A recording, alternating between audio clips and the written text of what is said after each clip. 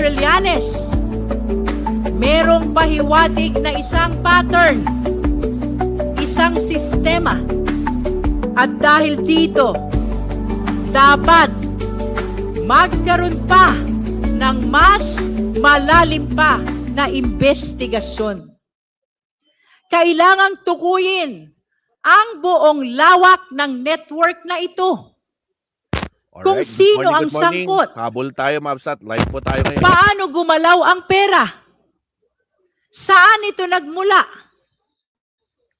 Hindi ito pwedeng baliwalain. This warrants a separate, focused, and full-scale investigation.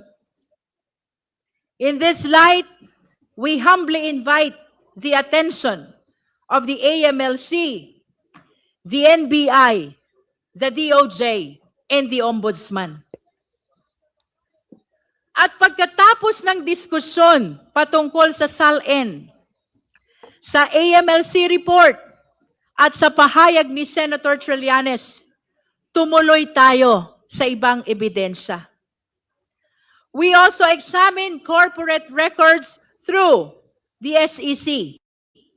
At ang bumuluga sa atin ay isang malinaw na palaisipan. Rex TV, shout out. Nakita natin na may Carmen, kumpanyang shout out. nabanggit sa SALN na hindi naman kinikilala ang Vice Presidente bilang stockholder. Napaisip tuloy tayo na baka ang mga pangalang nakalista ay mga anino o dami lamang. Nako po. Mayroon namang isang kumpanya na nagmamalaki ng gross income. Daang-daang milyon. Ngunit ang profit margin ay tila nakapagtataka. Less than 1%. Habang ang ibang kumpanya naman ay wala talagang kita at puro net losses. Sa gitna ng pagtatanong ni Congressman Lordan Suwan, nakita natin na mayroon ding isang kumpanya kung saan aktibo ang Vice Presidente bilang stockholder at board member. Kaya bumabalik ang tanong, maaari ba na maging aktibo sa negosyo ang isang nakaupong Vice Presidente? Maaari ba na maging public servant sa umaga at negosyante sa gabi? At pagkatapos ng mga usaping ito, dumako tayo sa kahon. Isang selyadong kahon mula sa BIR. Punong-puno ng ebidensya. Ngunit nananatiling sarado, nananatiling selyado. Nandyan daw ang mga report ng Vice Presidente sa kanyang mga kinita sa mahabang panahon. Ibig sabihin, kung hindi may paliwanag ang bilyong-bilyong transaksyon na nakita ng AMLC, nasa loob kaya ng kahon na iyan ang paliwanag? Marahil ay pwedeng pag-isipan kung ang SALN ay nagsasabing walang cash at cash deposit at 88 million ang laman ng kabuang net worth. Paano ito itatapat sa report ng AMLC na nagpapakita ng mga transaksyon na umaabot sa bilyon-bilyong piso? At kung ang negosyo ay lugi, ayon sa SEC, at ang sahod bilang Vice Mayor, Mayor, at Vice Presidente ay hindi naman aabot sa 100 milyon, saan? Saan ang galing ang bilyon-bilyong transaksyon? Ang tanong, mga iginagalang na mambabatas, mga minamahal nating kababayan, ang tanong, nasa loob ba ng kahon ang kasagutan? Bagamat pansamantalang ipinagpaliban ang pagbukas ng selyadong kahon, malinaw sa ating lahat, ang kahong iyan ay hindi lamang kahon ng papel. Iyan ay kahon ng napakaraming katanungan. Katanungan na dapat sagutin at dapat suriin sa tamang panahon. Pagkatapos ng mga revelasyong ito, agad-agad nag-react ang kampo ng Vice-Presidente. Muli, ang malinaw sa reaksyon. Una, sabi ng mga abogado, handa raw sumagot ang Vice-Presidente. Handa raw siyang humarap, pero sa Senado. Hindi ito, kundi sa Senado. Ang upuan ng Vice-Presidente ay nananatiling bakante. Napaisip tuloy tayo, kung doon siya sasagot, hindi ba't kinikilala na rin niya na meron ng sapat na ebidensya dito at patungo na talaga sa Senado ang kasong ito? Pangalawa, tungkol sa mga naibunyag ng AMLAC, lalo na yung 6.7 billion, hindi raw nila sinasabing tama o mali ang mga numerong ito. Ngunit ang payo nila, be cautious. Mag-ingat daw tayo. Mag-ingat. Naalala tuloy natin si John Lloyd Cruz sa kanyang karakter na Popoy. Kapag pinapayuhan tayo ni Popoy na mag-ingat, damang-dama natin ang pagmamahal. Yan talaga ang paalala ni Popoy. Ingat tayo lahat. Pero dito, ang bilin nila na mag-ingat tayo ay mukhang hindi galing sa malasakit. Tila isang babala. O baka nga, isang babala. Mag-ingat. Sa harap ng bilyon-bilyong piso, iyan ang sagot. Napakasimple ng tanong, may pera ba o wala? Mayroon bang 6.7 billion na gumalaw sa ilalim ng mga pangalan nila? At kung mayroon, saan galing? Tapos tayo ang mag-iingat? Be cautious daw? Anong klaseng sagot yan? Mag-ingat daw kasi baka raw bloated ang 6.7 million na binanggit ng AMLAC. At baka paikot-ikot lamang ang pera kaya lumaki ng ganito.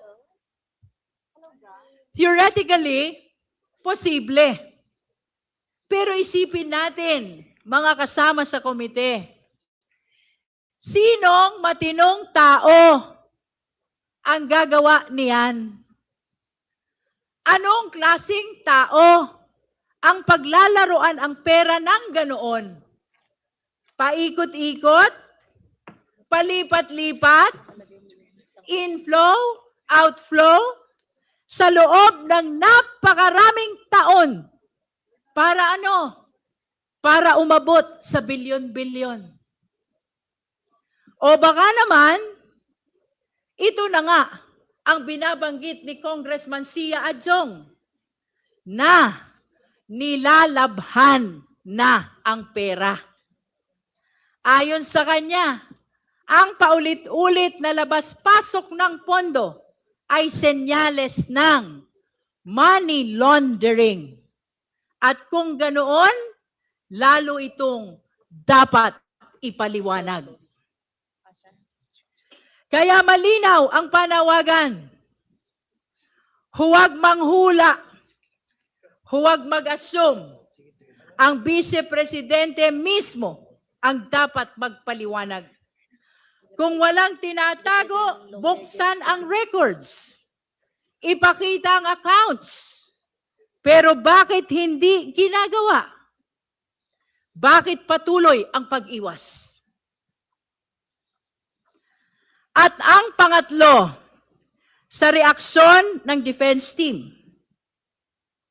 Ito na nga, may bagong reklamo na naman daw na inihain sa Office of the City Prosecutor. Bagamat wala pa tayong natatanggap na opisyal na kopya ng nasabing reklamo, let me say this, handa tayong harapin ito. Pero pansinin natin, kung totoo ang mga ulat, ang tinutumbok ng reklamo ay ang sabina natin at ang proseso ng paglabas ng AMLAC report, hindi ang nilalaman ng AMLAC report. Klaro, hindi itinatanggi ang mga bilyones na nabanggit sa AMLAC report. At tila inaamin na may bilyon-bilyon talagang tinatago. At ang tanging reklamo lamang, bakit ninyo kami binulabog? Magreklamo na sila hanggat gusto nila. Ngunit hindi nito mababago ang isang simpleng katotohanan. Ang konstitusyon ang pinakamataas na batas. At ayon sa konstitusyon, lahat ng opisyal ay dapat may pananagutan sa taong bayan sa lahat ng oras. Anumang limitasyon na nilikha ng ordinaryong batas kasama ng Bank Secrecy Law ay hindi maaaring manaig laban sa mandato ng konstitusyon para sa public accountability. At tayo sa committee ito, ang boses ng utos na iyan. Kaya nga, pwede tayo mag-issue ng nararapat na sabina at lalo na sa kaso ng impeachment, pwede nating hingiin ang report ng Anti-Money Laundering Council. Mga kagalang-galang na mambabatas, mga minamahal na kababayan, dagdagan pa natin ito and listen to this. Hindi nilikha ang Bank Secrecy Law para maging taguan ng hindi maipaliwanag na yaman. Ang layunin ng Bank Secrecy Law ay protektahan ang lehitimong deposito. Hindi pagtakpan ang kahinahinalang galaw ng bilyon-bilyong piso.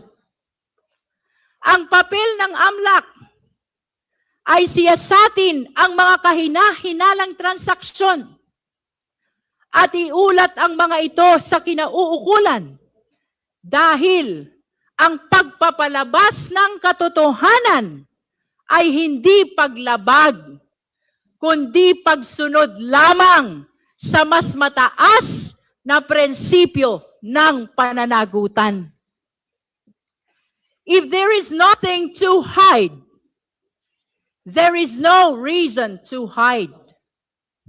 There is no reason to obstruct. The only people who fear the disclosure of these transactions are those with dirty secrets. Transparency is the only response of those with integrity. Everything else is just an excuse. At tandaan natin, dati pa nilang sinubukan na harangin sa kagalang-galang na Korte Suprema ang kapangyarihan ng komite na mag-issue ng subpoena. Pero hanggang ngayon, walang temporary restraining order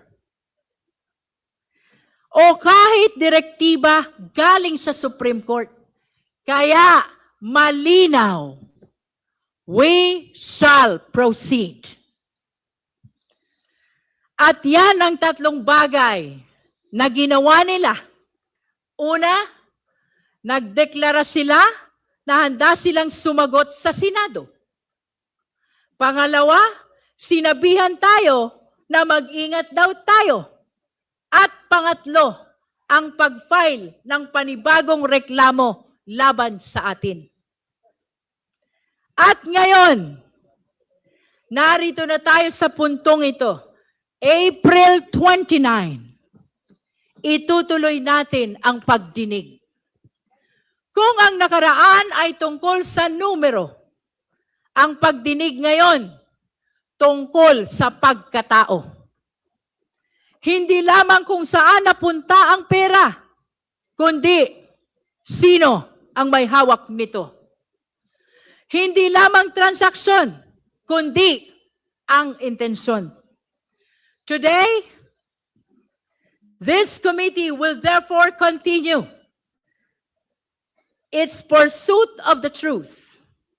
Sisimulan natin sa selyadong kahon na galing sa BIR. Isang kahon na naglalaman ng mga dokumento na maaaring magbigay linaw sa mga katanungan natin. Pero hindi tayo titigil dyan. Dahil pagkatapos niyan, pupunta tayo sa mas malalim at nakababahalang usapin. We will examine allegations involving threats, intimidation, possible violence, destabilization.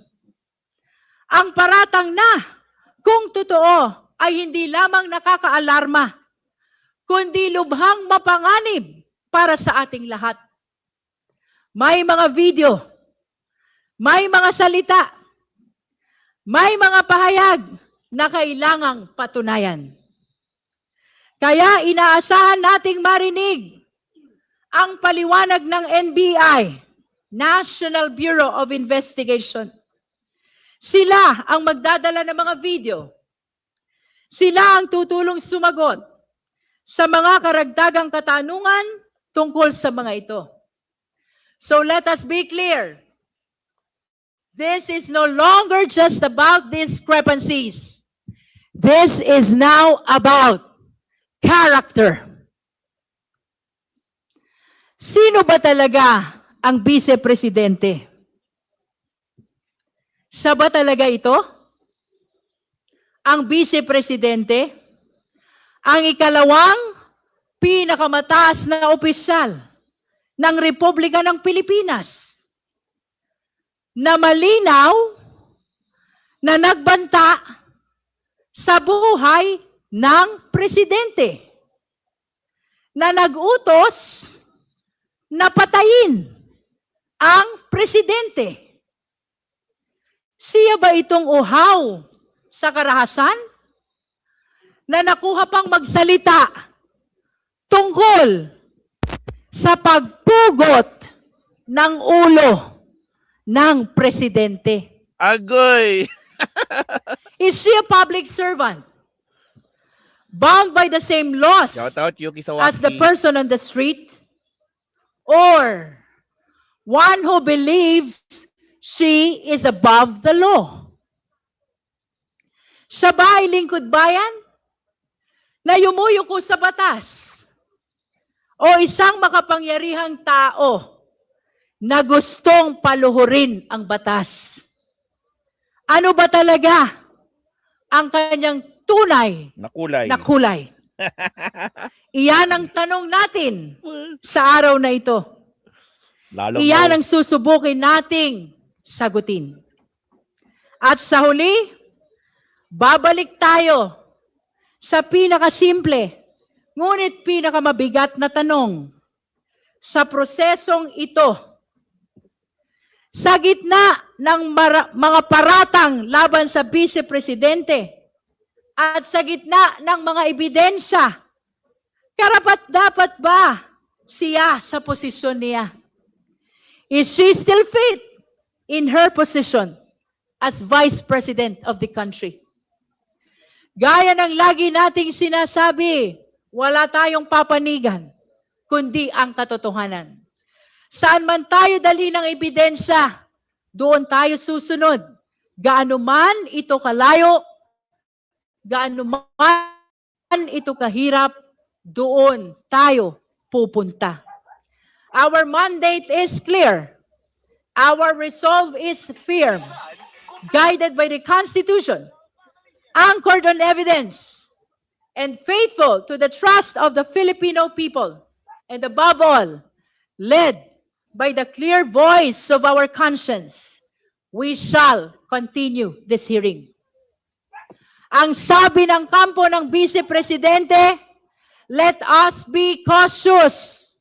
Mag-ingat daw tayo. Ang sagot natin, let us be truthful. Magpakatotoo tayo. With that, maraming salamat po. We direct the committee secretary to call the case. Thank you, Madam Chair. Impeachment